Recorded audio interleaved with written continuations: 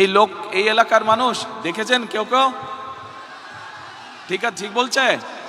আচ্ছা, আপনাদেরই তো একজন, না মানে আমাদেরই একজন। আমিও এলাকার ভোটার, আপনি এখানকার ভোটার? জি ভোটার। আচ্ছা ঠিক আছে। আচ্ছা, এখন আপনি আমাকে এদিকে সামনে আসেন। আপনি আমাকে এখন বলেন, এই এলাকায় তো আমি প্রার্থী, বিএনপির প্রার্থী। জি জি। এখন শুধু এসে তো বক্তৃতা দিলে চলবে না। জি না।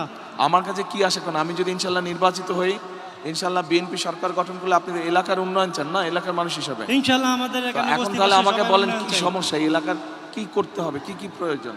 এই এলাকায় আমরা একটা বস্তিবাসী, এখানে আমাদের একটা বস্তি এটা আছে। কাছে নিতে হবে, কাছে নেন। আমরা বস্তিতে থাকি, বসবাস করি। এখানে অনেক খেটে খাওয়া মানুষ আছে আমাদের মতো। ওনাদের এই বস্তিবাসীর মূল চাওয়াটা কি আপনাদের? কি জি সমস্যা? মূল চাওয়াটা হলো, আপনাদের সরকার হতে পারেন তাহলে আমাদেরকে একটা পণ্য বসানোর কারণে একটা ব্যবস্থা করে দিতে হবে। এইটাই হলো আমাদের চাওয়া। এটা মূল চাওয়া। এখানে আমরা বস্তিবাসী। আচ্ছা, আপনার নাম কি বললেন? আমার নাম মোহাম্মদ জুয়েল। জুয়েল। জুয়েলের এই যে বললো পুনর্বাসনের ব্যবস্থাটা মূল চাওয়ার মধ্যে, এইটার সাথে কারা কারা আপনারা একমত?